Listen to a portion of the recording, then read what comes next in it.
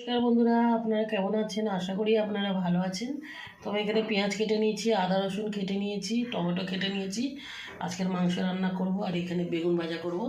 মাংস আর বেগুন ভাজা করব। এই যে মাংস এখানে কেটে নিয়েছি না, পরিষ্কার করে নেবো ধুয়ে। তো এই আজকে রান্না করব, মাংস রান্না করব আর বেগুন ভাজা করব। তো বন্ধুরা ফুল ভিডিওটা দেখবেন না।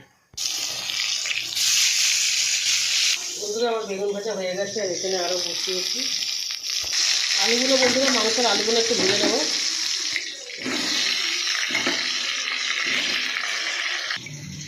তো বন্ধুরা আমি এখানে আদা রসুন আর ওই গোলমরিচ আর একটু চন্দনী বেটে নেবো। মাংসতে এই চন্দনীটা দিলে খুব সুন্দর একটা গন্ধ, সুন্দর একটা খুশবু আসবে।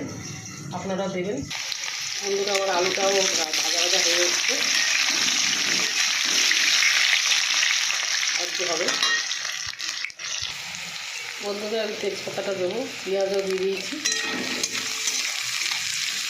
জিরে ফোড়ন দিয়ে পেঁয়াজ ভাজা বসিয়ে দিয়েছি। এবারে তেজপাতা দিয়ে দিলাম আর এবারে আমি মশলাটা দিয়ে দেবো। এই যে বাটা মশলাটা দিয়ে দেবো।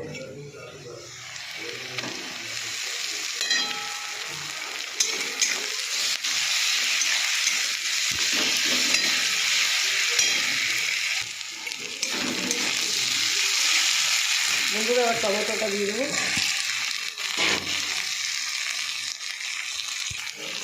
হলুদ গুঁড়োটা দিয়ে দেবো, লঙ্কার গুঁড়োটা দিয়ে দেবো,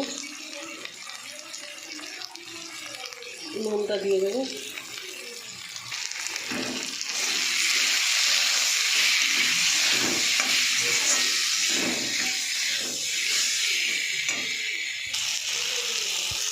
এবার মাংসটা দিয়ে দেবো আমি।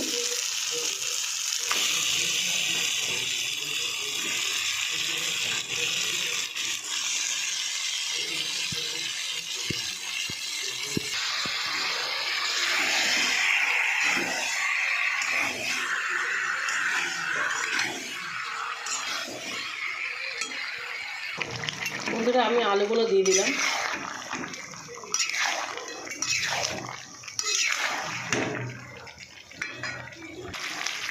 বন্ধুরা আমার মাংস কষা হয়ে গেছে, এবার আমি জল ঢেলে দেবো।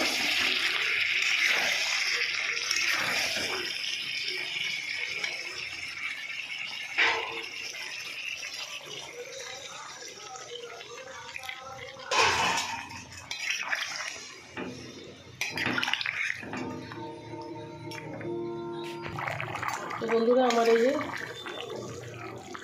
মাংস রান্না হয়ে গেছে। তো আমার ভিডিও যদি আপনাদের ভালো লাগে আপনারা লাইক শেয়ার কমেন্ট করে দেবেন আর সাবস্ক্রাইব করে দেবেন। বন্ধুরা সেদ্ধ হয়ে গেছে, আমি মাংস সেদ্ধ হয়ে গেছে। নমস্কার বন্ধুরা।